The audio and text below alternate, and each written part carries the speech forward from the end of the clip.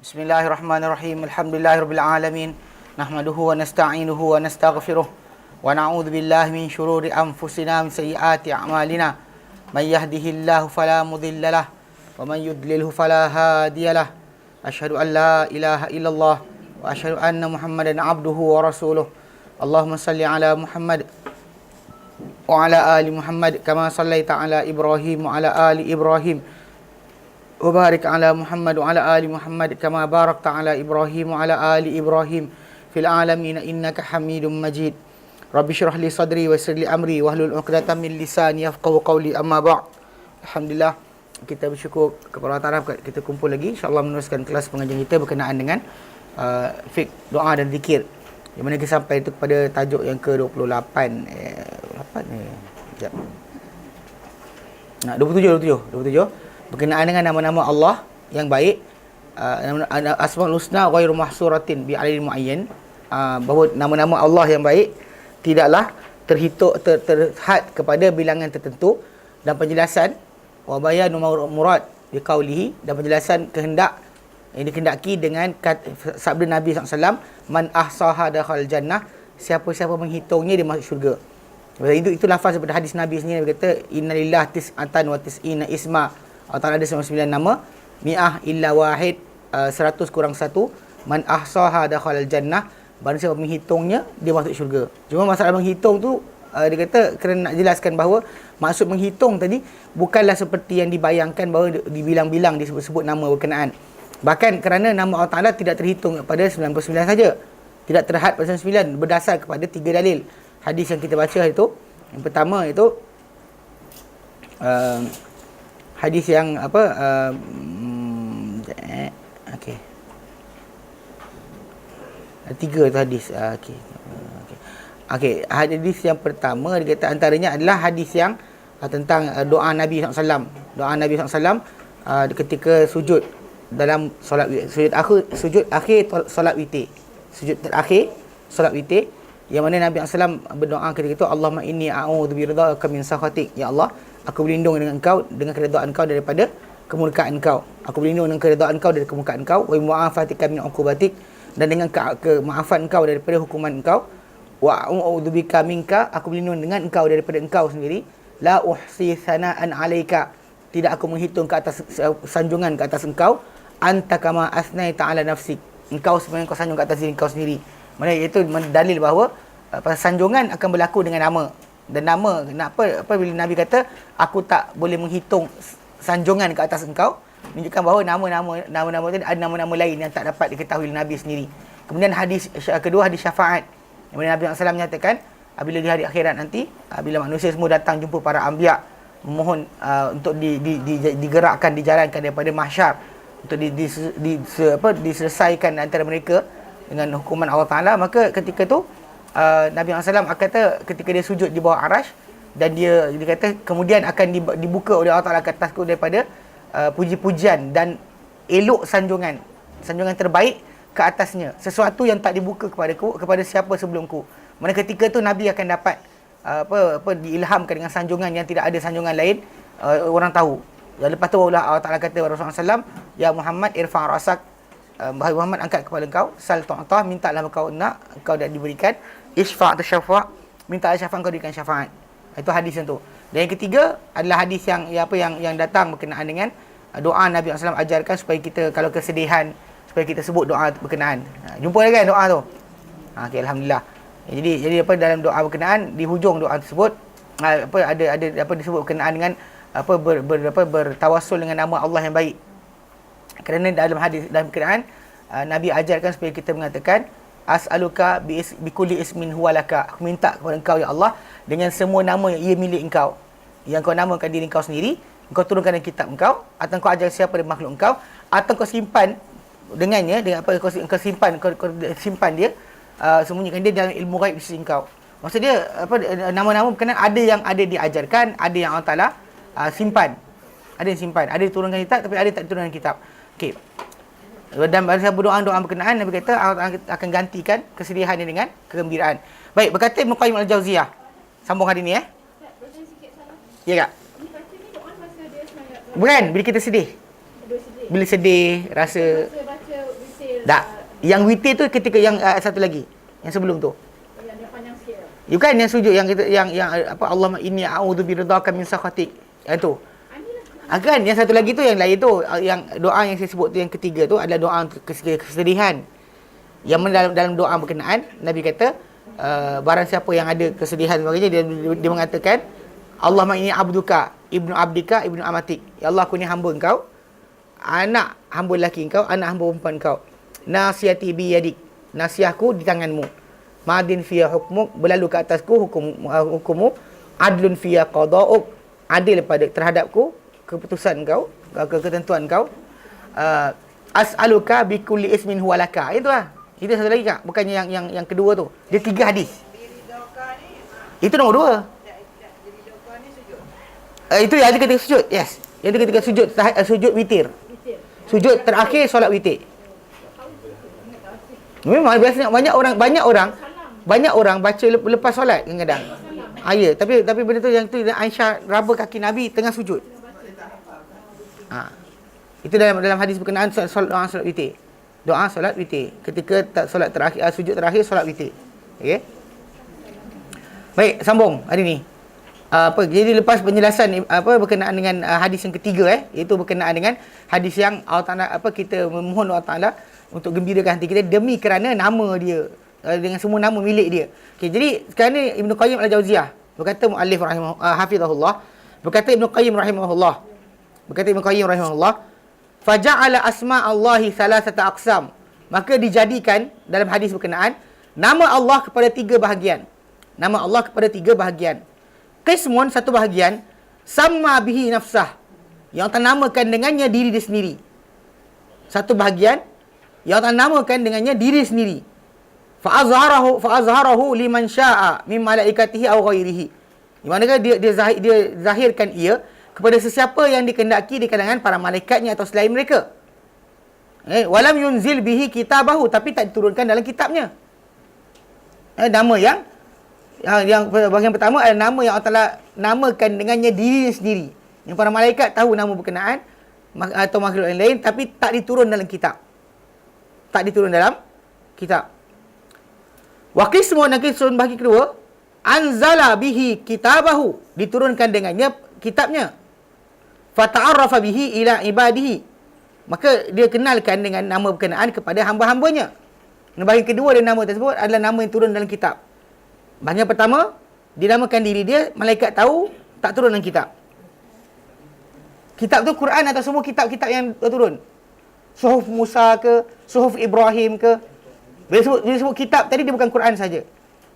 Sebab kita dalam konteks beriman dengan kitab kan, ia adalah apa yang dijanjikan Allah Ta'ala, memang masuk dalam akidah kita. Memang Allah Ta'ala turunkan kitab-kitab panduan dari sisinya kepada para anbiya. Kepada para anbiya. Di zaman mereka masing-masing. Semua para anbiya ada wahyu. Pasal disebut dalam surah Al-Hadid, Allah Ta'ala nyatakan, laqad arsalna rusulana bil bayyinat. Demi sungguh kami telah utuskan utusan-utusan kami dengan bukti-bukti. Surah Al-Hadid ayat yang ke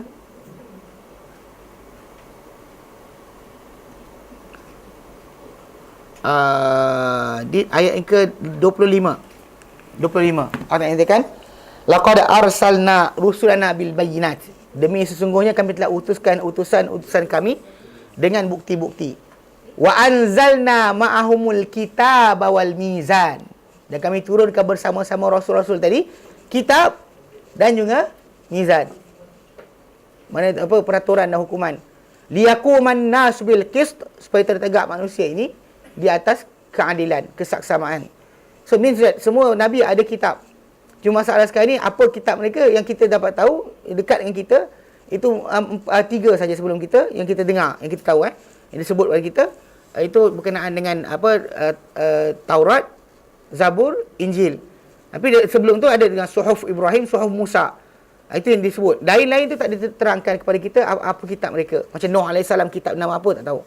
Tapi bila kita sebut diturunkan nama-nama tersebut dalam kitab, merangkumi semua kitab. Bukan hanya Al-Quran Karim sahaja. Wa qismun, bahagian ketiga, ista'thara bihi fi ilmi ghaibihi. Dia khususkan dengannya pada ilmu ghaibnya. Falam yutli' alaihi ahadan min khalqihi, maka tak dijengukkan kepada nama-nama berkenaan sesiapa pun di kalangan makhluknya. Istaksara ni kita melebihkan sesuatu kepada satu benda lain. Maksud dia dilebihkan benda tu kepada ilmu ghaib, dia tidak didedah kepada sesiapa. Walihadza qala kerana ni dia Nabi sallallahu alaihi wasallam ajar sebut supaya istaksarta bihi, yang kau lebihkan dengannya, ai tafarradta bi ilmihi, yang bersendirian engkau dengan pengetahuannya. So tidak ada pengetahuan tentang nama-nama tersebut kecuali Allah Taala sahaja. Simpan ilmu tu di ghaib. Malaikat pun tak tahu, para anbiya pun tak tahu, kitab pun tak turun. Jadi itu ada tiga bahagian. So dengan sebab itu kita lihat apa turunan kitab satu benda, apa Allah namakan dirinya dengan nama berkenaan satu benda yang lain. Lepas tu ada yang ketiga adalah apa yang Allah Taala simpan di ilmu ghaib di sisinya. Dia adalah yang sebut yang sebelum tu ada diajar alam tahu ahada min khalqika, yang kau ajarkan pada siapa-siapa dari makhluk engkau. Bahagian tu dia tak disebut Ibn Qayyim Al-Jauziyah sebab dikira nama tersebut bila diajar pada sebagai makhluk, sesiapa makhluk dikatakan makhluk, maka telah pun didedahkanlah kepada orang lain dan diketahui, boleh dihitung. Yang ni ada nama yang tak dihitung, yang tak diketahui oleh makhluk-makhluknya. Okey. Dan dengan ini nyata bahawa nama-nama Allah tidaklah terhad pada bilangan yang tertentu ini. Maksudnya dia bukanlah jumlah, dia 9 saja macam disebut dalam hadis berkenaan pasal hadis tersebut kata 100 kurang 1. Okay, tapi dalam masa sama Nabi sendiri berdoa dan menyatakan bahawa ada apa dalam doa Nabi menunjukkan ada nama-nama lain selain yang disebut 9 berkenaan. Yang 9 tersebut ada nama, mungkin nama yang dikhususkan untuk itu. Dan macam orang nak buat bahan-bahan masakan. Bahan masakan luas. Kalau kita nak buat kek, jadi ada limited lah apa barang-barang yang dipakai. Jadi macam tu masalah-masalah ini yang kita katakan nama-nama itu terlampau banyak. Semua nama baik milik Allah Taala. Cuma yang dituntut pada kita ketika ini adalah masalah semua 9 yang membantu kita untuk menzahirkan ubudiyah kepada Allah Taala. Banyak nama-nama Allah Taala lain mungkin kita tak tahu, tapi yang kita yang diberitahu pada kita itu daripada kitab yang diajar oleh Nabi dah madai untuk kita menzahirkan ubudiyah. Ini bukan maksud bila dia kata nama banyak nama tadi kena cari. Naik bukit, turun bukit, tunggu ilham buah pokok ke, masuk gua ke, tunggu sampai apa? Dapat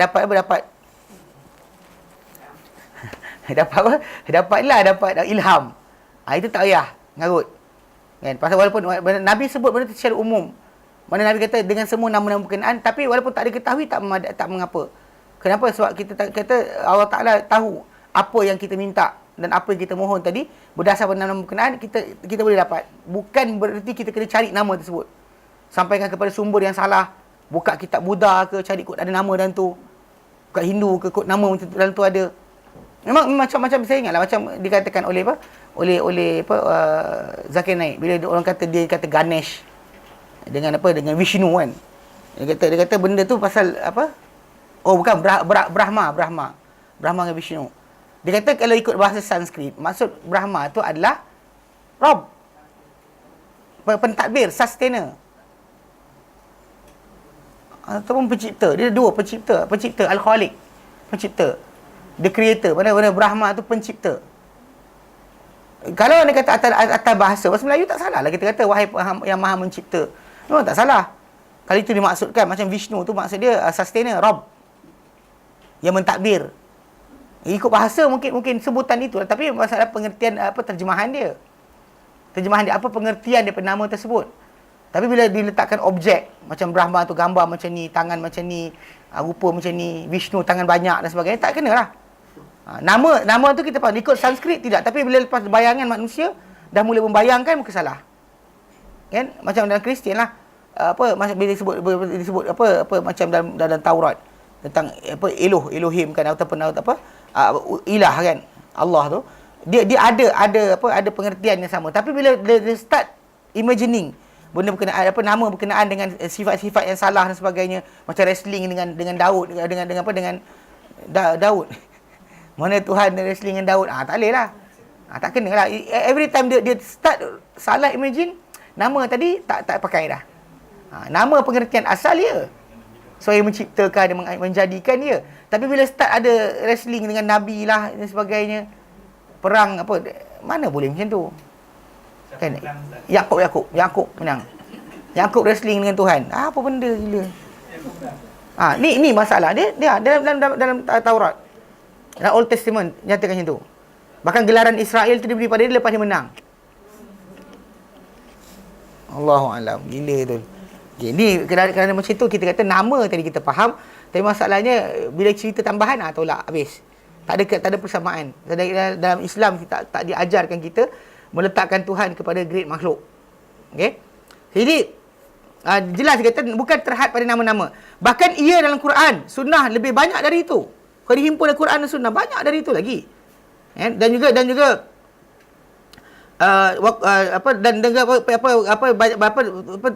banyak hadis-hadis menunjukkan ke atas kelebihan menghitung. Tadi bila dia kata bilang hadis ni petunjuk ke atas kelebihan menghitung bilangan nama-nama Allah.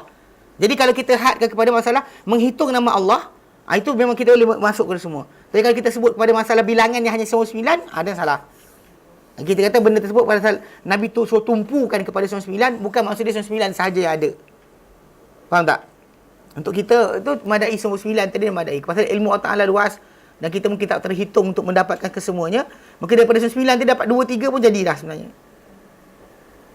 Dalam 99 tadi dapat 3 dapat 20, dapat berapa ke. Yang penting bilangan tadi kita ada ubudiah pada nama-nama berkenaan.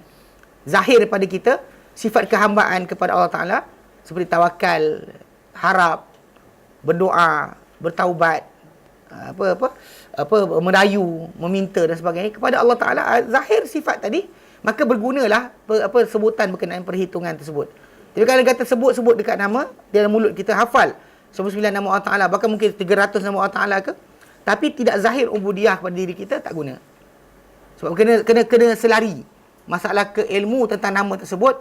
Dia bukan setakat dia tahu nama, tahu makna, tahu lafaz, tahu makna, dan juga ada ubudiah atau pelaksanaan bagi nama tersebut. Itu penting dia. Dan di antara perkara yang perlu diperingatkan ke atasnya di sini, dia kata,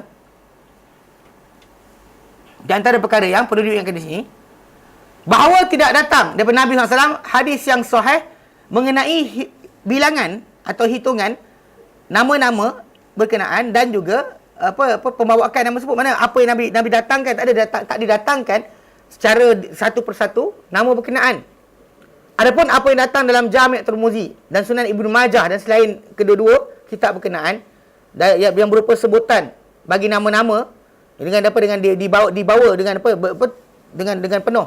Sebaik saja hadis Abu Hurairah yang telah lalu, mendapat Abu Hurairah punya hadis tu, man ahsaha dakhala al-jannah wa huwa Allahu la ilaha illa al-malikul al-quddus as-salam al-mu'min. Lafaz tu dia kata fa inna hadha, maka sesungguhnya ini dia kata mengikut kesepakatan ahli pengetahuan dan juga ilmu hadis, bukanlah daripada kata-kata Nabi. Man lafaz tu bukan kata-kata Nabi. Ia adalah mudraj yang dimasukkan daripada sebahagian perawi dalam hadis Nabi SAW. Maksudnya mungkin dia cerita pada anak murid dia ini yang dia jumpa, anak murid dia ingat itu lafaz hadis Nabi SAW. Sebab yang sahih tidak ada lafaz berkenaan. Sebab kenapa dalam lafaz Bukhari Muslim yang lebih sahih tidak ada datang sambungan tersebut. So sambungan tadi datang daripada perawi yang lain. Perawi yang lain yang masukkan mungkin anak murid salin, dia jelaskan itu dia jumpa. Mungkin dikata macam tu. Datang anak murid salin ingatkan itu sabda Nabi sallallahu alaihi wasallam. Okey. Dan dia kata dan apa kerana dia kata kerana ini dia kata dikeluarkan ia hadis ni oleh Bukhari dan Muslim tanpa sebutan tentang nama-nama berkenaan. Bukhari Muslim tanpa sebutan tersebut. Yang Tirmizi datang dan Ibnu Majah datang dengan sebutan tambahan nama tersebut. Dan dalam Tirmizi sendiri ada yang tanpa tambahan. Yang satu riwayat itu datang dengan tambahan nama tersebut yang kita jadikan nasyid tu. Yang kita letak ke awal Quran kan? Yang kita conteng kat masjid. Dia buat tiles kan, conteng kat masjid. Itu adalah apa yang sebenarnya bukan datang daripada hadis Nabi direct. Tapi memang betul nama tersebut ada dalam Quran.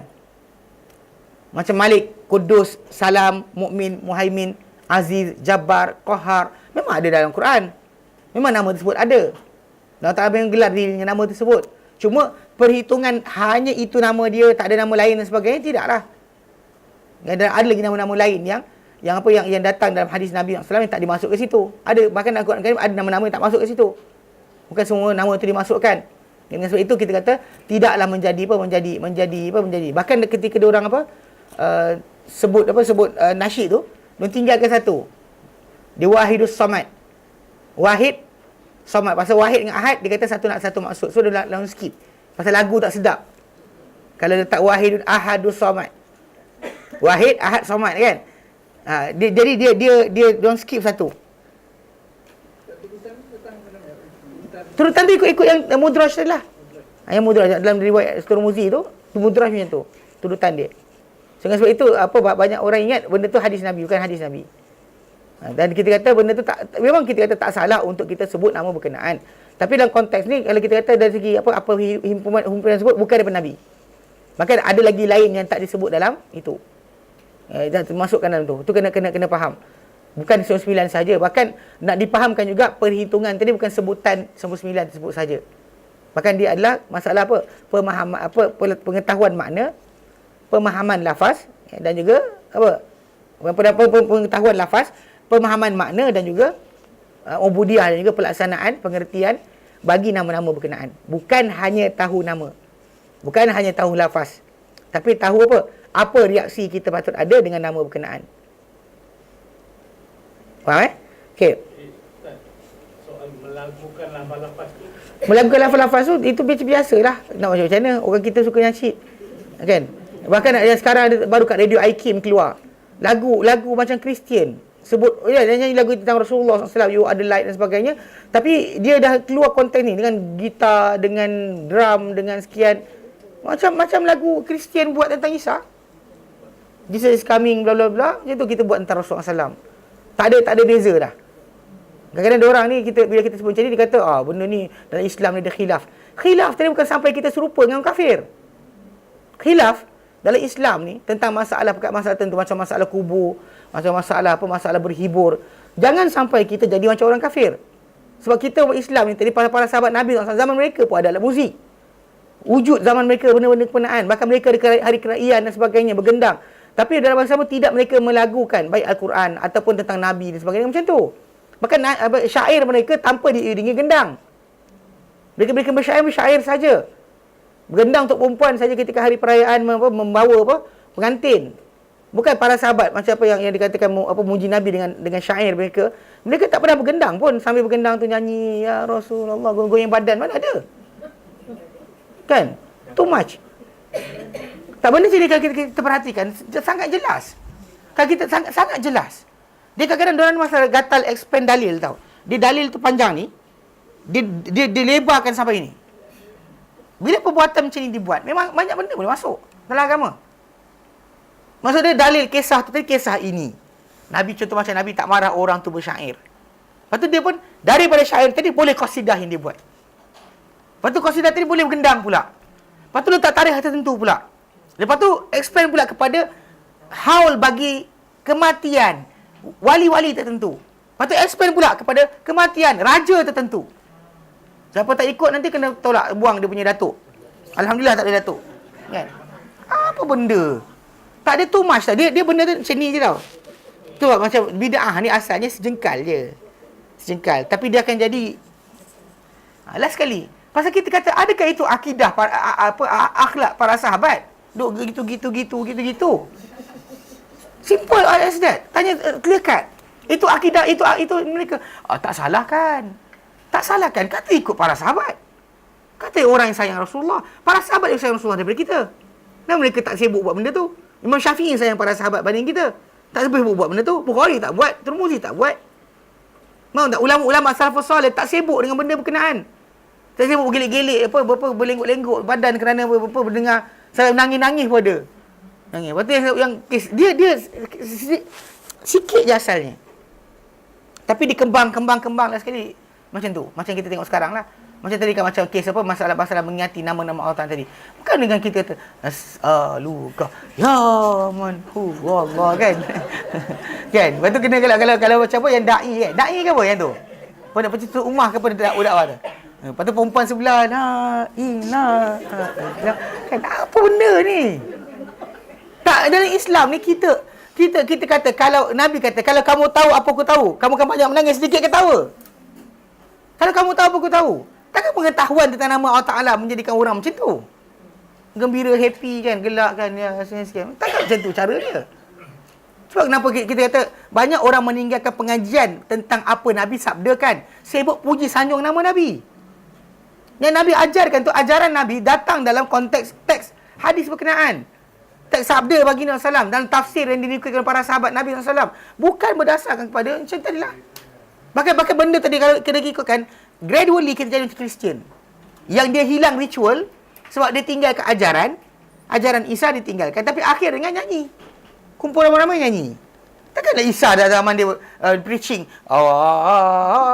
Kan? Saya soalan, takkan pengikut Isa datang depan Isa nyanyi juga? Faham tak? Isa preaching, bercakap kan, mengajar. Soalan Isa nyanyi ke? Tak ada. Habis ni apa? Ni kami sayang dia. Nampak tak biji?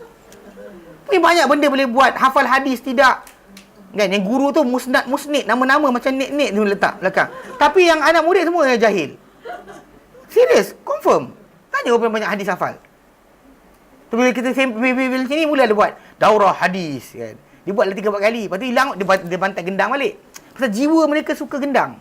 Suka muzik. Dia dulu dia kata suka muzik ni lah. Dulu kawan-kawan kami kat Yaman tu, budak Indonesia dia kata sufi tu suka filem. Sufi suka filem. Bismillah.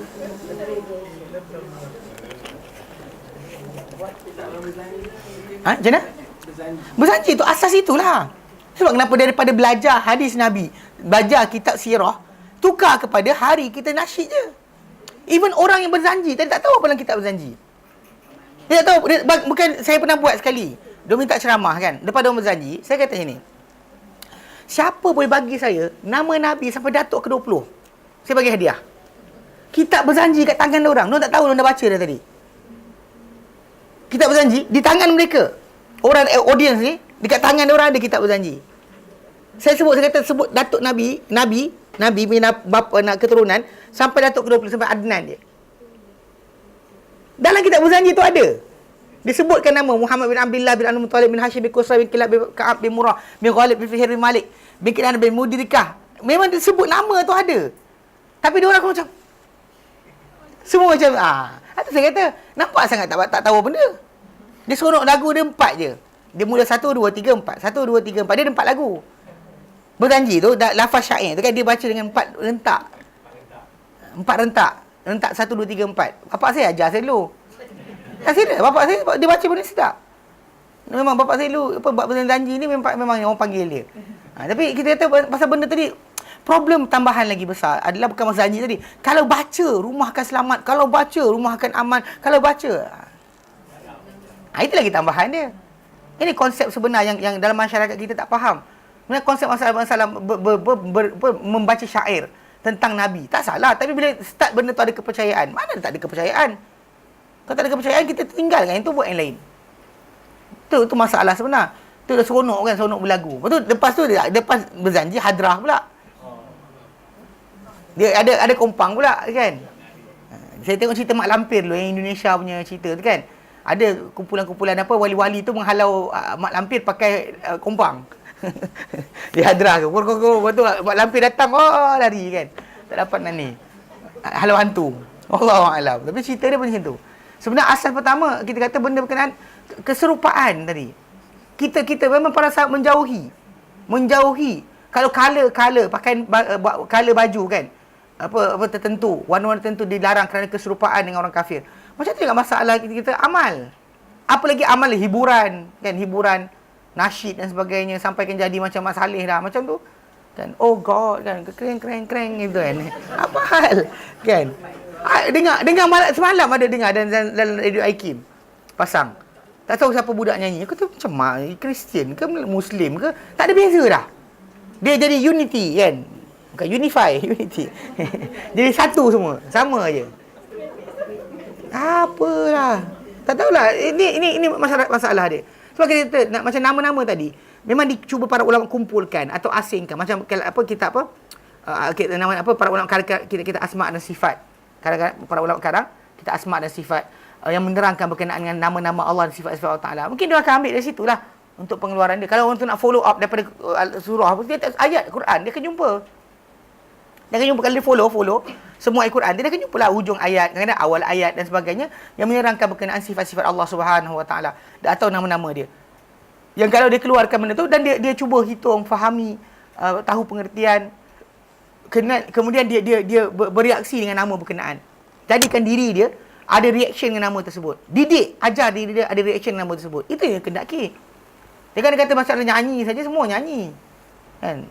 Itu yang nyanyi, dalam Asmaul Husna tu dia tinggal satulah. Wahidul Ahad. Wahidul Ahadus Samad. Pasal sebut Wahidul Ahad dia tak sedap. Wahidus Samad. Dia kan macam tu sedap. Tanpa letak ahad. So dia mau tinggalkan ahad. Ahadus Samad tak ada. Wahidus Samad. Dia tinggalkan satu pasal pengertian sama. Tapi bila macam bagi kita benda-benda berkenaan lafaz-lafaz tersebut memang ada yang daripada Al-Quran Karim, tetapi bukannya maksudnya kita nyanyikan. Bahkan benda tu ikut satu masa nanti kita tak tahu. Macam yang baru ni kan ada yang hadis Nabi pun dilagukan. Macam innamal a'malu binniyat kan. Dia tak tahu. Sewil manusia ni ada itu. Itu sabda Nabi. Dilagukan untuk dilagukan. Tapi bila saya cerita benda ni, ada orang cerita, memang orang yang sama, dia mengajar bahasa Arab pakai muzik, pakai gitar. Dia suruh hafal wazan dan sebagainya, tasrif pakai lagu. Jadi kononnya anak murid, tapi setakat ni tak ada anak murid dia keluar universiti pandai sebab belajar dengan dia. Tak ada dia ajar macam tu, anak murid dia pandai gila sebab menggunakan muzik. Dia ingat tadika grand Christian church ke punya tadika, nyanyi pakai gitar. Kan? Dia buat macam tu. So dia gunakan gitar tadi untuk kononnya mempercepatkan. Memang dalam konteks Mat Saleh, dia letak macam tu. Dia bayangkan bahawa kalau gunakan lagu tadi mempercepatkan hafal. Even orang dah hafal periodic table pakai lagu. Kan supaya boleh ingat kan apa benda lepas apa. Tapi kan saya tak buat. Okey, tapi dalam arti kata lain, perbuatan tadi serupa macam Kristian dah. Benda-benda nusus-nusus agama, jangan dibuat macam tu. Apa beza dia buat dengan orang dekat Indonesia yang buat lagu tu dengan Quran baca dengan muzik? Apa beza dia? Sama aja. Kalam Rasul dengan kalam Allah. Walaupun kita ada kalam Allah tadi adalah wahyu, yang menjadi ibadat dengan bacaannya, tak boleh dipermain-mainkan. Kalam Nabi macam tu juga. Mempunyai kemuliaan yang sama. Sebab bagi Nabi SAW tidak berkata daripada diri sendiri. Bahkan dia ada wahyu diwahyukan. Dan datang pula orang lagukan macam tu, main muzik gitar. Gila ke? Kan? PM Puji Mahiruddin. Ha? PM ke PUM ke? Tak dengar? PM ke? PUM ke? Apa-apa siapa saja pun bertentangan perbuatan tadi dengan ajaran Islam. Bertentangan kefahaman para sahabat. Tolak. Sebab benda tu implikasi dia akan itulah mengarah itu. Iyalah, itu sebab kenapa kita buat kelas macam ni. Kita kutuk ikut. Kita bising dalam kelas. Kau-kau dalam YouTube orang tengok juga. Sebarkanlah. Dan pengetahuan ni sebarkan. Dia dalam konteks ni kadang ilmu ni lebih knowledge ni lebih power daripada ketenteraan ataupun kekuasaan. Nak tunggu Jabatan Agama Islam ataupun mufti ke ataupun pejawi ke dan sebagainya atau jais ke buat kerja mungkin lambat. Dia perlukan authority. Maksudnya orang tak boleh bergerak tanpa arahan. Kan kalau bergerak dengan arahan jadi macam kes dululah, kes masalah Bible nama Allah tu. Patut dia orang betul. Tapi kerana masalah teknikal, masalah sekian kena pulang balik. Itu sebarkan Bible berkenaan pada orang Islam. Jadi benda-benda macam ni kita kata antara benda teknikal dalam konteks ni memang tak boleh bergerak. Mufti tak boleh gerak kecuali dapat endorsement daripada agung atau sultan. Lepas tu pejabat dia tak boleh gerak kecuali menteri agama benarkan. Jadi tak boleh gerak kecuali pengarah jais atau jawi benarkan. Semua orang tak boleh bergerak walaupun nampak benda tu depan mata dia. So, siapa yang tanggungjawab tu? Tak ada siapa tanggungjawab, Kak. Semua orang siapa yang ada diberikan Allah Taala kuasa, Allah Taala soal. Siapa tak ada kuasa, Allah Taala akan tanya, suka ke tidak? Kalau suka, happy, tak kisah, I think it's good. Ini masalah. Pasal ada seorang, ada sekarang ni 3-4 hari ni ada gerakan golongan liberal dia bawa orang dari luar untuk bercakap tentang Islam. Antara seorang ni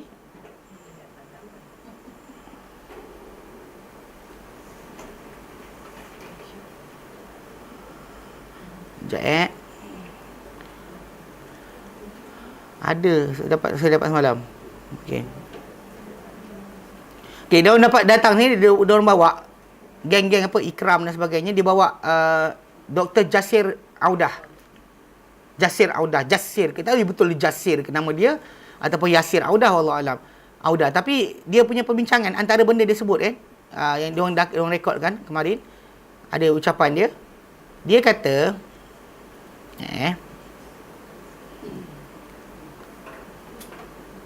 ni dia kata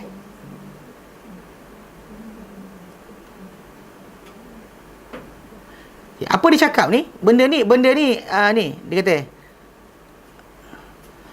Yasir Audah ni dia kata apa? Dalam program ni dia pembahagian dosa kepada dua, dosa jenayah peribadi, dosa jenayah. Maksud macam ni, dalam konteks ni dia nak kata bahawa seorang tu mungkin berdosa tapi bukan penjenayah. So maksud dia kita tak semestinya kena memang betul kalau selagi tidak ada 4 saksi, tak ada hukum hudud terlaksana atas orang tersebut. Okey. Jadi bagi dia benda tersebut, maksud dia tak perlu kepada apa, kalau tak dikuatkuasakan orang tu hanya berdosa je. So tak ada ke atas dia jenayah. Faham tak? Zina dosa. Selagi tak ada 4 saksi, dia dosa saja tanpa jadi jenayah. Sedangkan jenayah ni kita kena faham, dadah ada ke tak ada, dia tetap jenayah.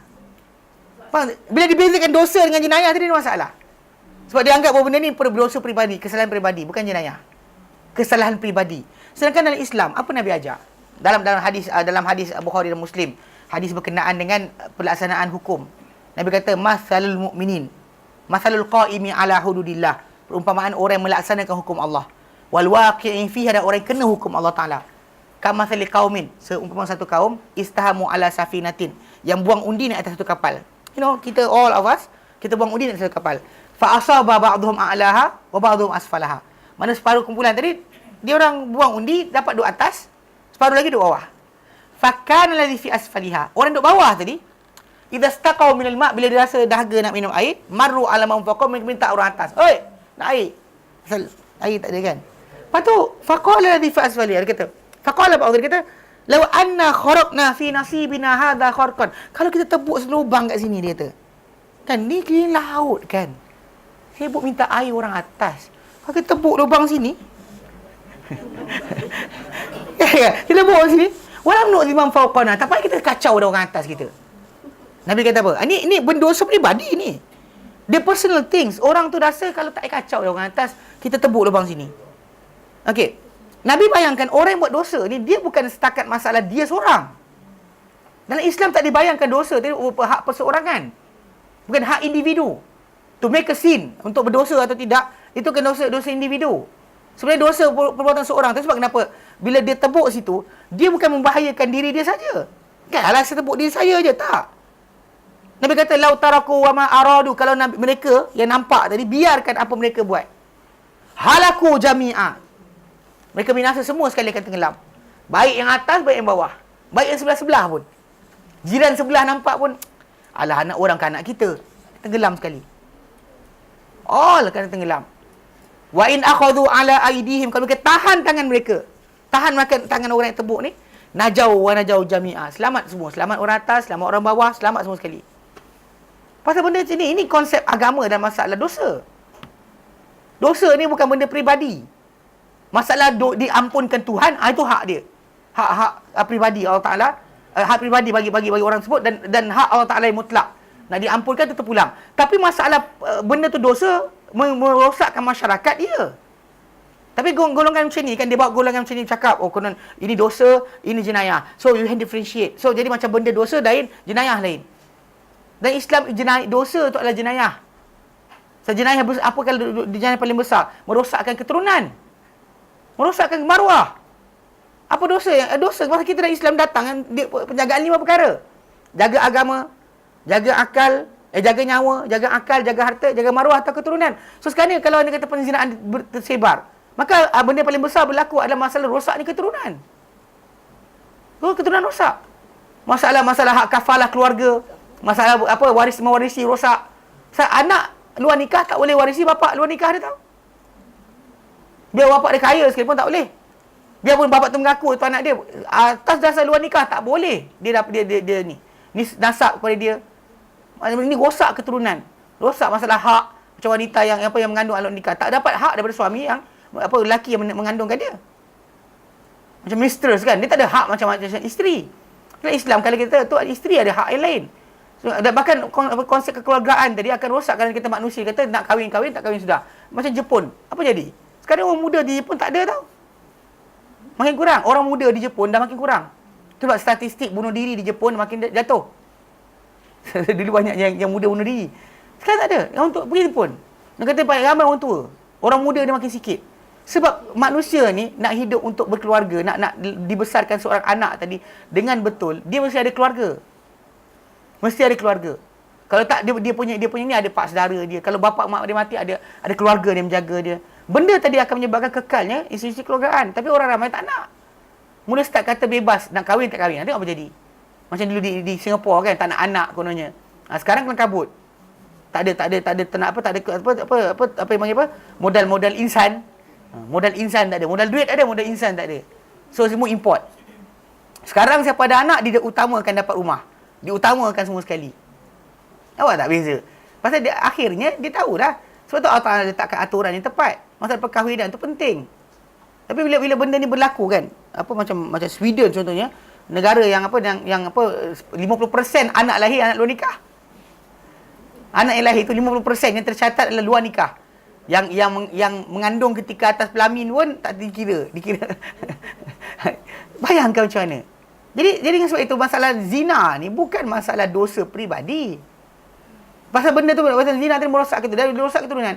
Macam orang yang sayang negara ni hanya lahir bila dia tahu dia sayang mak bapak dia. Kalau dia benci mak bapak dia, tak suka bapak dia sebagainya. So dia tak ada sebarang kesetiaan kepada negara. Tapi orang tak nampak bab ni, dia rasa nampak lah dia sikit-sikit. Tak. Ini adalah benda besar. So jenayah zina tadi bukan setakat jenayah peribadi, dosa peribadi. Dia jenayah, tapi dia orang try nak pulas tajuk tau. Macam ni arak. So dosa peribadi bukan jenayah. Jadi semua sekali dia akan kurang sikit demi sikit. Kumpulan liberal ni dia akan datang. Dia dekat tempat ni besok lusa ni dia cakap kat mana pula? Di roadshow diorang bawa datang Malaysia. Apa background study dia tu? Tak tahulah diorang ni. Geng-geng liberal ni suka macam ni lah. Macam dia kata antara benda dia sebut kat bengkel Maqasid. Ni Maqasid. Mereka semua kata Maqasid syariah. Matlamat persyariatan. Dia sibuk pergi kat matlamat syariatan. Jadi kawan saya kata apa? Dia tak nak makan tapi nak kenyang. Pasal proses untuk sampai kepada matlamat, dia tak nak proses tu. Dia nak terus sampai pada hujung. Sedangkan dalam Islam, apa yang diletakkan sebagai peraturan itu menyampai kepada yang hujung. Jadi macam masalah hukum-hukum yang diletakkan Islam menghasilkan kepada jaga agama. Jaga agama dia lupa kan? Dia sebut jaga nyawa, jaga akal, jaga harta, jaga maruah atau keturunan. Dia sibuk nak jaga ni, dia lupa masalah proses. Kawan saya kata seperti orang yang nak kenyang tapi tak nak makan. Nak kenyang. Saya nak kenyang tapi tak nak makan. Tengok makanan tapi tak nak makan. Tapi nak hasil. Result nak. Ini problem. Jadi antara benda dia kata dia jangan dibuat dia dalam bengkel Maqasid. Dia kata pembahagian kesalahan syarak kepada dosa dan juga jenayah. Contoh dosa ni adalah kesalahan pribadi yang tak melibatkan tindakan kerajaan. Contoh rambut wanita ajnabiyah. Aurat yang mukhaffafah dibuka di khayat ramai. Benda tu tadi kita faham apa yang berlaku. Perempuan tu buka rambut dan sebagainya bahkan untuk penjagaan wanita itu. Sebab anda kata wanita tu dedahkan rambut dia, dedahkan aurat dia di khayat ramai. Kan semua budak perempuan dia buat gambaran. Dia pergi keluar depan orang ramai pakai baju jalan macam mana dia nak. Kan pakai baju macam tak proper, semua orang kacau dia. Dia pakai tudung, dia lintas, tak ada seorang kacau dia. Tak ada seorang pun kacau dia. Ada satu yang dekat Rusia kan dia buat lain, dia buat macam mana? Seorang perempuan tak ada tudung, power dia tolak marah-marah. Orang diam. Oh, dia buat rekod lah, dia rekod jauh kan. Lepas tu dia tolak perempuan tu pergi tepi dinding dan sebagainya kan. Tak pakai tudung. Tak ada siapa kacau. Tak ada siapa nak campur. Kali kedua dia buat pakai tudung. Perempuan sama pakai tudung. Pakai hijab, tudung biasa macam akak pakai. Lelaki ni tolak, datang berapa orang datang kacau ni. Pertahankan. Ada sampai seorang terpukul. Sampai tunjuk tu kamera. Saya tunjuk kamera. Dia tunjuk kamera. Pasal ada beza kehormatan wanita yang menjaga aurat dengan penghormatan wanita yang tak jaga aurat. Pasal ni naluri manusia tu sendiri.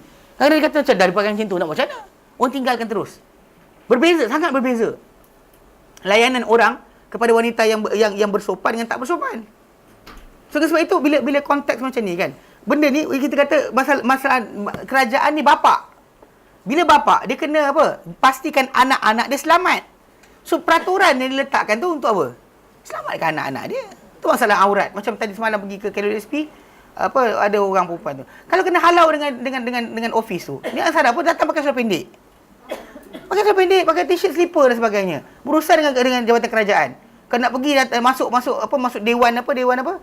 Teater pandai pula pakai baju cukup. Kan pergi pakai tie lah, pakai bow lah, nak pakai apa masuk restoran apa, Perancis kan pakai tie lah. Gila betul. Nak berurusan dengan kerajaan pakai baju tak senonoh. Kalau kena suruh pakai kain pelikat kan tahu. Jadi kes kan orang kata pakai. Pasal masalah dia orang degil. Kan tahu dah nak berurusan, bukan tak ada baju yang cukup. Ada baju cukup tapi suka pakai macam tu. Ini kan masalah kebebasan, ini masalah etika dan adab. Kan bukan masalah tu. Macam Dewan Parlimen pun nak masuk, tak boleh pakai macam ni, tu aja pakai tak ni. Saya pakai ni tak lepas. Dia dua, sama ada baju rasmi sepasang baju Melayu ataupun baju kod.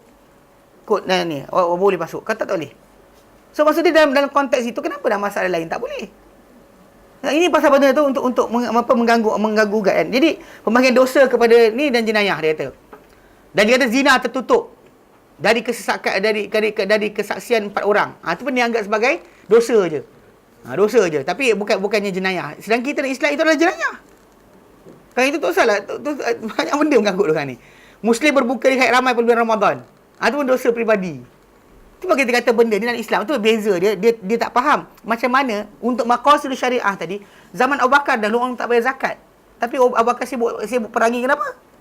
Bukan masalah ekonomi. Sebab lafaz hadis yang datang yang Abu Bakar kata, kalau mereka sekat aku daripada tali unta. Satu riwayat kata anak unta.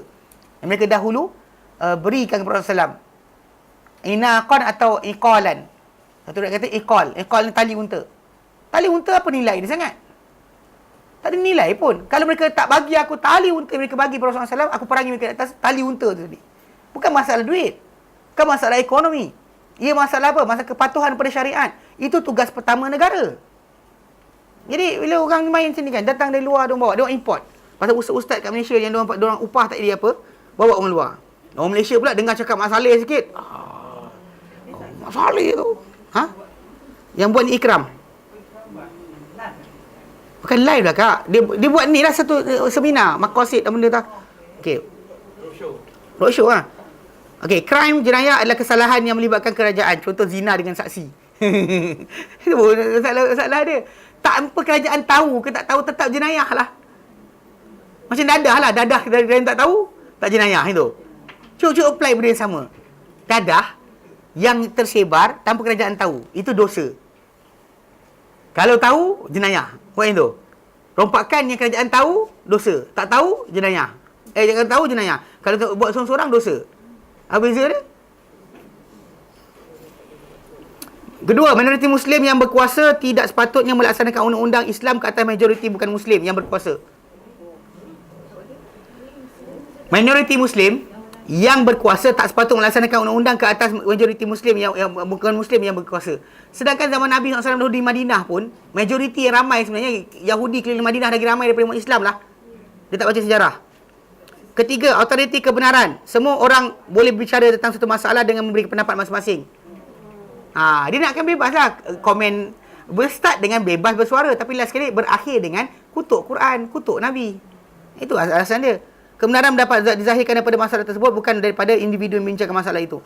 Undang-undang tidak mendidik masyarakat menjadi baik. Ini dia cakap. Ini dia idea dia.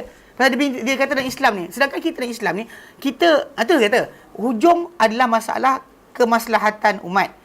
Matlamat tadi, cara sampai tadi dengan apa peraturan Allah letakkan, kita akan sampai ke situ. Tapi dengan cara Allah letakkan. Bagi diorang tidak. Undang-undang tadi hanya untuk menghukum je lah. Bukan mendidik. Dia bikin tu.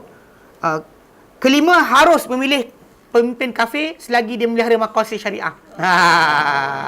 Macam mana bab pertama menjaga agama? Tak ada. Makhluk syariah tu mula dengan menjaga agama. Ni nama-nama Muslim yang jenis macam ni kan. Lepas tu dia buat. Dia kata ikram dengan Abi buat mesej bla bla sekian. Islam tu bukan. Ha? Jadi Islam Nama dia Islam, nama so-called Islam lah. Jasir Audah kan. Tahulah. Apa tu ada ni 10 hari bulan ada ni lah. Dekat kompleks pertubuhan Islam Ikram di Seri Kembangan. Maqasid Syariah. Ni Maqasid Syariah. Tak usah apa nak pergi tak dan 8 suku pagi tadi dia start dah. yang terpengaruh Ustaz. Kan? Tak, kau nak pergi awak saya. Ya betul. Tak pasal orang macam ni kan, dia datangkan di Malaysia, dia buat roadshow dan sebagainya. Tajuk dia Maqasid Syariah. Oh, macam mana masuk? Dia dekat Malaysia ni kak. Okey, benda-benda akak tahu pasal RAND.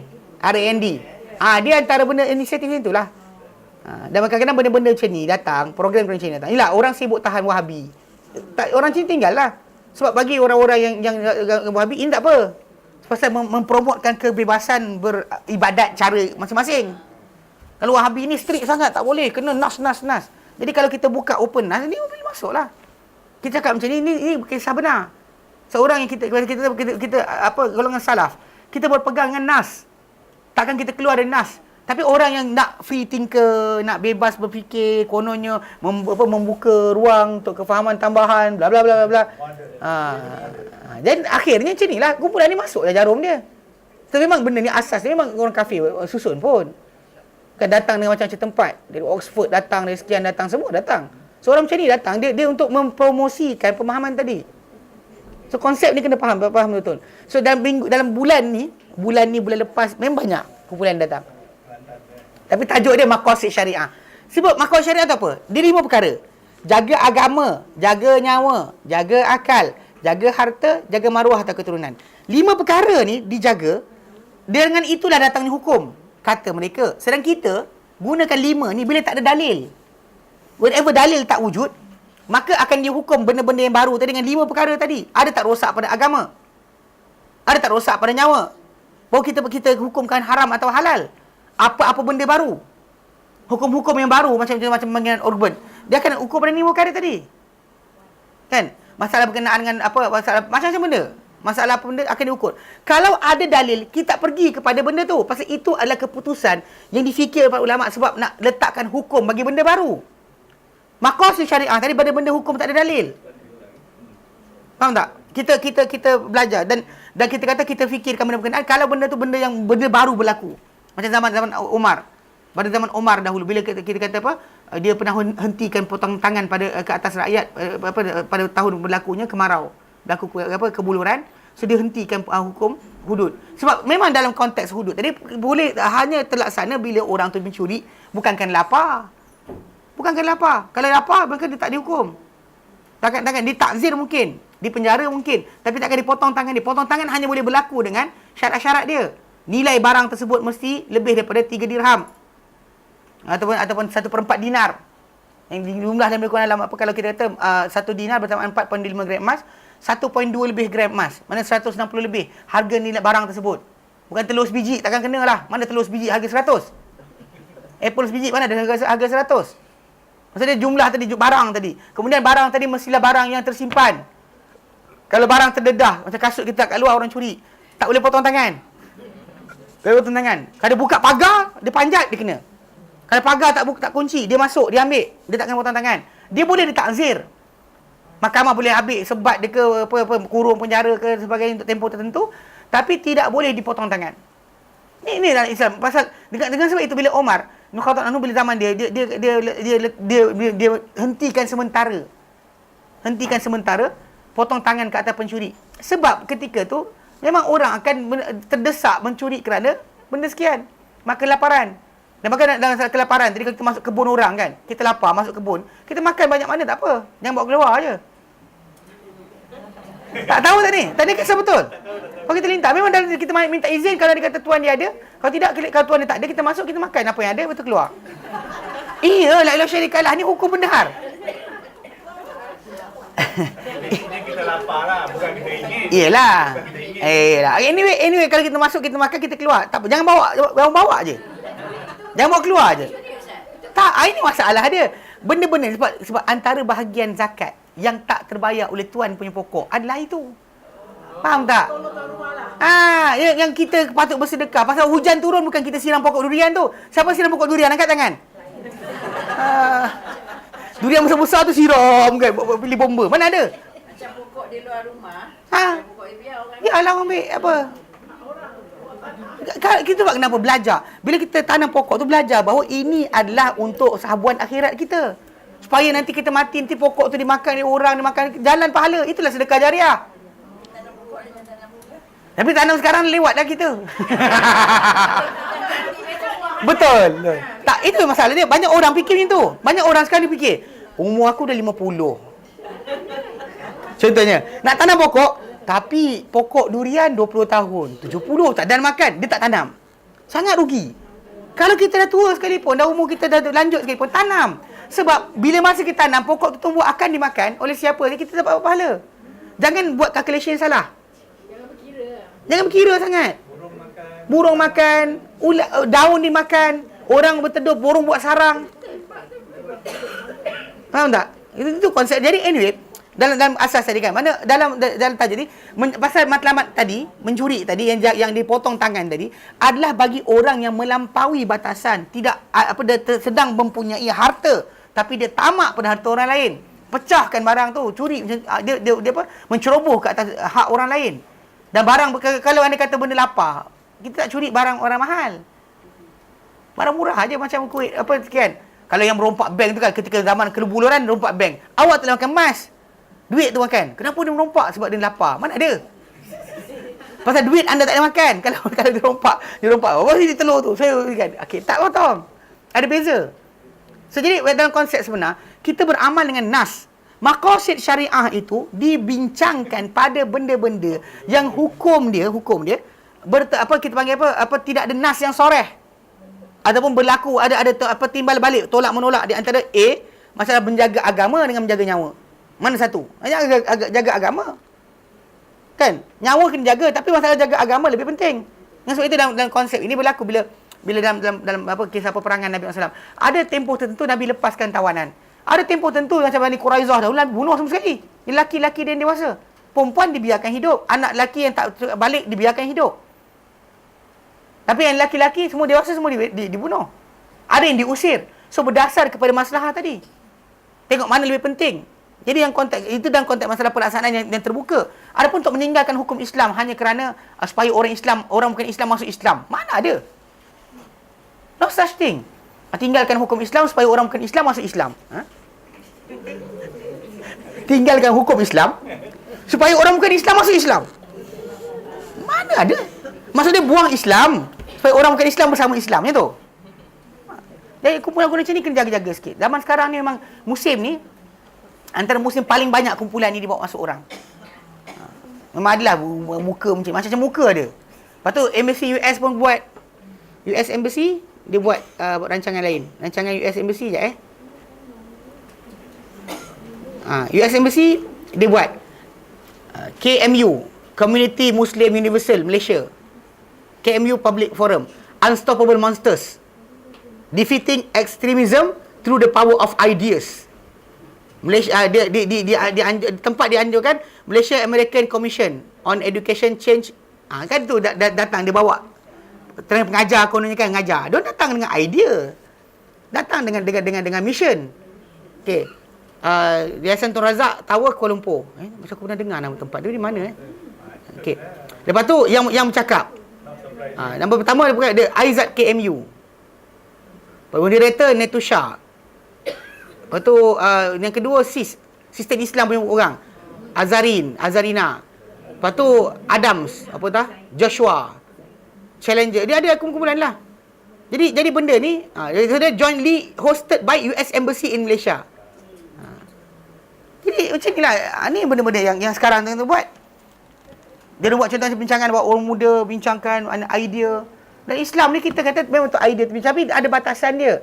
Sebab kita boleh bercakap. Benda haram tak boleh cakap. Kita boleh makan. Makan benda haram tak boleh makan. Kita boleh melihat, benda haram tak boleh lihat. Pasal itu ada batasan. Pasal kita makhluk, bukannya khalik. Bukan dunia ni milik kita. Dan sebab itu kita terbounded dengan batasan-batasan agama. Orang yang tak nak agama ni, dia tak nak batasan tersebut. Nak kata bebas. Kan, sedangkan dalam konteks apa, banyak perkara, benda tadi tidak bebas pun. Kan, macam kita kata bila praktis Islam kan, di Eropah, pakai tudung, ditekan dan juga tak dibenarkan di sekolah. Tu, tak ada pula kebebasan kat situ. Anak-anak pakai tudung di sekolah, disekat. Dilarang masuk sekolah. Kan, apa beza dia? Sini sibuk. Sekarang dia tak selesai lagi. Ini masalah bahaya jaga. So, jadi kan sebab itu, macam apa tadi kes nyanyian dan apa melagu-lagukan Asmaul Husna, melagu-lagukan apa nasyid ataupun melagukan hadis Nabi, lagukan hadis Nabi. Ini ada agenda orang yang sibuk nak Sufism, separuh Sufism, patut golongan liberal dan golongan yang pluralism agama. Dia nak samakan kita dengan Kristian. Jadi dan Islam pun ada, Kristian pun ada, Hindu pun ada, semua ada sama. Benda-benda yang serupa dalam masalah hiburan. So kita boleh bersama dengan hiburan yang sama. Itu hasil dia. Tanpa kita sedari. Tapi awal-awal, tapi dalam zaman dahulu macam saya ingat, Asmaul Husna punya nasyid tu yang awal Arkam buat tanpa sebarang gendang pun. Tak ada gendang kan? Tak ada. Kod yang baru keluar kena gendang, wallahu alam lah. Sifat 20 ada gendang. Allah wujud kidam baqa kan dia gendang. Ada gendang. Dia macam-macam lah manusia ni kan, dengan hiburan, sibuk hiburan je. So kita Islam ni, hiburan sebenar kita adalah di syurga nanti. Sekarang kat dunia ni bukan tempat hiburan. Ada hiburan, berhibur tak salah. Dan gembirakan hati kita tak salah. Kawan kita buat lawak, kita ketawa tak salah. Ni keras muka je. Kawan tu buat lawak, tak lawak. Bukan bodoh je kan. Kawan kita masalah juga kan. Kena lagi teruk suami isteri. Isteri buat lawak, suami tak gelak. Suami buat gelak, isteri tak gelak. Lagi masalah. Kan? Ini masalah. Jadi dalam konteks ni, hidupan manusia tu memang ada lah. Nabi ketawa dengan apa Aisyah tanya soalan. Kan Aisyah ketawa dengan apa Nabi kata. Semua sekali benda. Jadi ada benda yang kita panggil apa, rencah kehidupan. Tapi untuk jadikan kita serupa, berhibur macam orang kafir, tidaklah. Kan? 24/7 lagu-lagu panjang. Kan? Apa jadi pada masyarakat kita? Ini benda bahaya. So, jadi dia kata kat sini, macam tadi ada pun lafaz yang Asmaul Husna sendiri yang tidak dikeluarkan oleh Bukhari Muslim sebab kerana bilangan yang nama-nama tersebut bukan datang daripada hadis yang sahih. Bukan datang daripada riwayat yang sahih. Bahkan dari riwayat yang ada idraj yang masuk dibacakan. Dia bukan niat nak menambah hadis. Tapi kerana mungkin dia ajar anak murid dia, anak murid dia salin, dan anak murid dia ingat itu sabda Nabi. Yang bukan sabda Nabi pun. Banyak berlaku hatta dalam hadis Bukhari, hadis yang pertama, hadis permulaan wahyu pun macam kita terangkan itu, Az-Zuhri salah seorang perawi hadis itu diterang kepada anak murid dia. Dia kata apa itu tahannus? Ya tahannatsu fiha. Nabi tahannus dalam gua Hira. Kan? Jadi dia kata apa kata tahannus? Dia terang tahannus. Wa ta'abbudul layaliya zawatal adadi.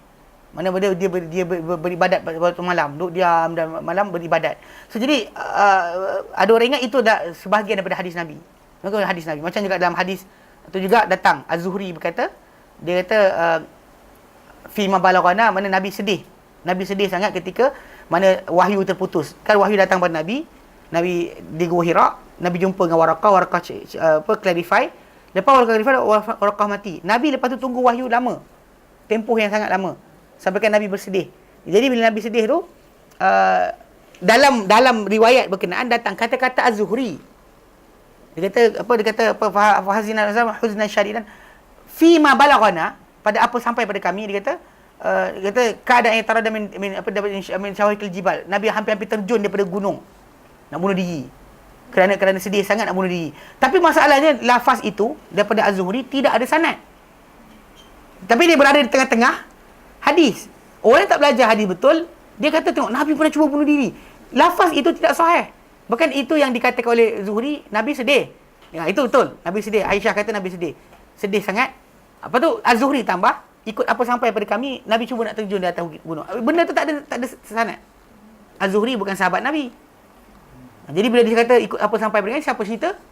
Siapa sampaikan? Itu dia kata terputuslah. Kisah tersebut tergantung macam tu saja. Tak boleh dijadikan sebagai teks untuk perbincangan betul ke Nabi cuba bunuh diri. Soalan tak boleh timbul. Sebab apa-apa datang daripada hadis-hadis yang dhaif atau asar yang tak sahih, tak boleh jadikan asas untuk perbahasan bagi penentuan masalah bagi akidah dan sebagainya. Macam kisah akidah lah. Kan masalah bunuh diri tu. Akidah. Takkan kita nak kata macam, tapi lah, entah-entah Nabi nak bunuh diri ke. Macam orang Kristian pakai kisah tu. Dia kata Muhammad sendiri tu pun tak percaya di Nabi. He himself dia pun dia rasa tak yakin. Sedih tu sedih. Tapi masalah cuba bunuh diri tak timbul. Tak boleh dibahaskan pun sebab benda tu kan sumber yang sahih. Cerita, hearsay. Daripada siapa tak tahu. Maka tak boleh dipakai sebagai teks. Macam tu juga masalah yang ni. Mana kisah ni masuk tapi tak boleh dikirakan sebagai benda fix. Contoh macam kita memastikan semua kena baca nasyid Asmaul Husna. Tak baca nanti kena buang sekolah. Tak boleh lah. Tak hafal tak menjadi alasan pun. So benda tak ada dihafal oleh sahabat Nabi pun. Macam ni, macam turutan yang kita hafal. Turutan kita hafal ni tak ada para sahabat Nabi SAW sibuk menyebarkan ajarkan. Yang Nabi ajar banyak. Yang kita tertinggal. Hatta doa sedih tu pun minggu lepas baru start hafal. Doa ketika kesedihan kan. Para sahabat Nabi SAW lepas baca hadis sebut, dia kata, ya Rasulullah, patut kami belajar. Nabi kata, ya, siapa-siapa dengar hadis ni patut dia belajar dan dia ajar kepada orang lain. Mana doa-doa kesedihan tadi. Dia kata sedih, bacalah doa tersebut. Yang Nabi SAW sendiri ajarkan. Okay, jadi dia beza Okey, baik. Dia kata sama sikit lagi. Dia kata kerana kelemahannya dan kerana tak sabit dia daripada Nabi SAW. Dan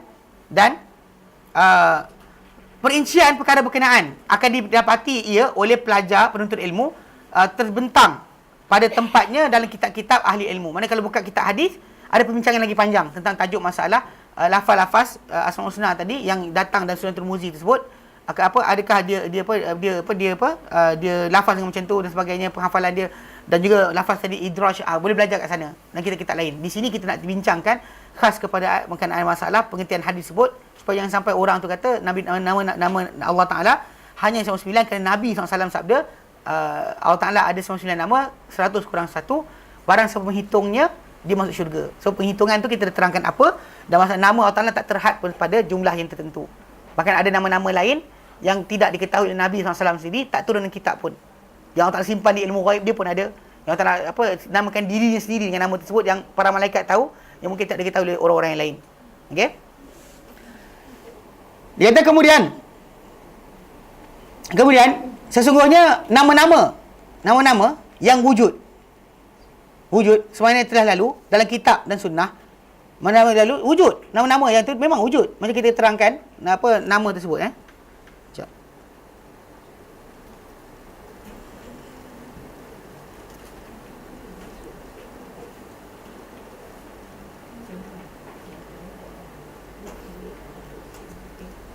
Nama-nama tu wujud. Dia kata macam yang dulu dalam kitab dan sunnah. Barang siapa membaca kedua-duanya, lafaz hadis tu adalah kejap.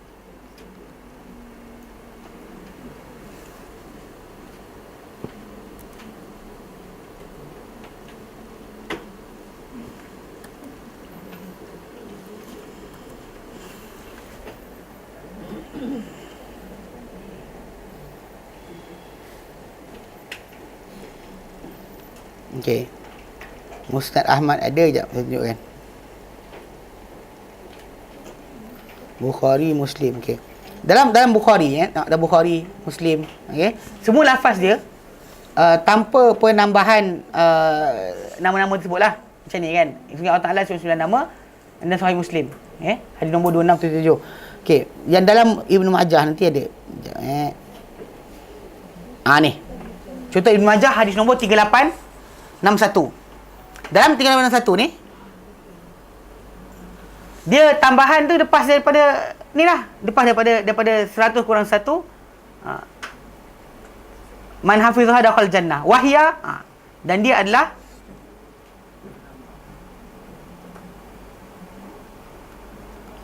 dia kata wahya Allah al-wahid as-samad al-awwal al-akhir az-zahir al-batin al-khaliq al-bari al-musawwir al-malik. Dia kata al-malik al-haq as-salam al-mu'min al-muhaimin al-aziz al-jabbar al-mutakabbir ar-rahman ar-rahim al-latif al-khabir as-sami'.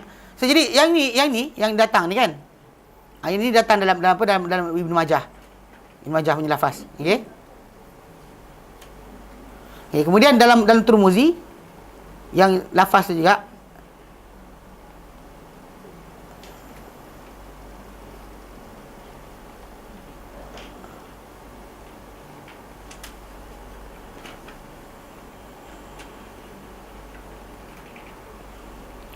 Kita ambil ni, ini contoh dia. Jadi lafaz ni start daripada sini. Start daripada sini kan.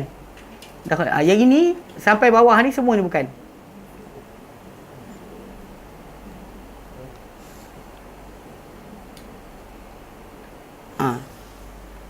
Maksud dia hadis tu yang asal pendek tu je. Start daripada sini. Start daripada sini kan. Ada daripada sini innalillahi tis'atan wa tis'ina isma mi'ah illa wahid. Gitu. Innahu witrun yuhibbul witra man hafidhaha dakhal jannah. Yang lain semua ni semua sekali adalah yang idraj ke dalam hadis berkenaan. So, tapi nama-nama tersebut kalau kita buka jumpa. Kan? Macam Ar-Rabb ada kan? Al-Qarib. Al-Qarib ni Al-Qarib, Mujib, Al-Ba'ith, Mu'id, Mubdi', Rahim, Rauf, Burhan. Semua-semua nama-nama ni adalah nama-nama kalau kita cari jumpa. Cuma dalam hadis dan Quran hadis Nabi memang ada, tapi bukanlah dengan turutan yang macam kita baca dalam ni. Datang dengan apa datang dengan sebutan di hujung ayat, di awal ayat, di tengah ayat. Okey. Dia kata faman qara, bangsa membaca kedua-duanya dan dia akan kembalikan kepadanya kedua-duanya agama dia. Mana kita balik pada Quran Sunnah lah sebenarnya. Pengembalian sebenar kepada nama-nama tersebut adalah kepada apa dan Quran Sunnah. Okey. Dan dia kata dan siapa yang kembalikan dia kata kepada kedua-duanya agama dia dan bersungguh-sungguh dalam mentadabbur nama-nama Allah yang datang pada Quran Sunnah, maka dia telah mencapai dengan kehendak yang dimaksudkan. Mana apa yang kehendak yang dikehendaki dengan pengertian hadis Nabi man ahsaha dakhal jannah tu, dia telah perolehilah. Dia belajar hadis Nabi, dia belajar Al-Quran dan dia cari-cari di manakah nama-nama berkenaan dan dia fahamkan makna. Dan juga beramal dengan tuntutan. Dan dia telah menghasilkan apa yang dimaksudkan. Dan dengan Allah sajalah segala taufik. Mana ketepatan kita kepada kebaikan dan kebenaran hanya kembali kepada Allah Subhanahu Wa Taala. So dengan sebab itu kita kata lebih baik seorang tu tumpukan. Kalau boleh dia buat usaha sendiri, baca Quran, dia ambil dia tanda. Banyak-banyak nama, sebanyak mana nama Allah Taala yang diperolehi oleh dia. Bukan hanya setakat apa yang ada dalam nasyid Asmaul Husna saja. Nasyid Asmaul Husna tu itu benda tu datang, tapi bukan itu saja. Dia kena belajar sendiri. Tengok dalam hadis Nabi, apa yang Nabi sebut tentang Allah Taala, ambil. Macam dalam doa-doa solat malam Nabi. Kan? Yang Nabi baca, puji Allah Taala, sanjung Allah Taala. Di situ ada nama-nama dan juga sanjungan yang terbaik untuk Allah Subhanahu Wa Taala. Yang mana kalau kita amalkan, kita dapat panduan dari Nabi. Bukan hanya setakat idea yang kita dengar daripada siapa. Kan ini adalah wahyu. Nabi SAW tidak berkata-kata daripada pendapat baginda sendiri, tapi ia adalah wahyu yang diwahyukan oleh Allah Subhanahu Wa Taala. Baik. Wallahu a'lam. InsyaAllah sambung kemudian nanti tajuk ke-28 perbezaan perlebihan nama-nama Allah Taala saling perbezaan kelebihan nama-nama Asmaul Husna dan sebutan nama Allah Taala yang paling agung. Apakah nama Allah Taala yang teragung? Okay. Wallahu a'lam. Wa sallallahu ala sayyidina Muhammad sallallahu alhamdulillahirabbil alamin. Subhanaka anta astaghfiruka wa atubu ilaik. Assalamualaikum warahmatullahi wabarakatuh.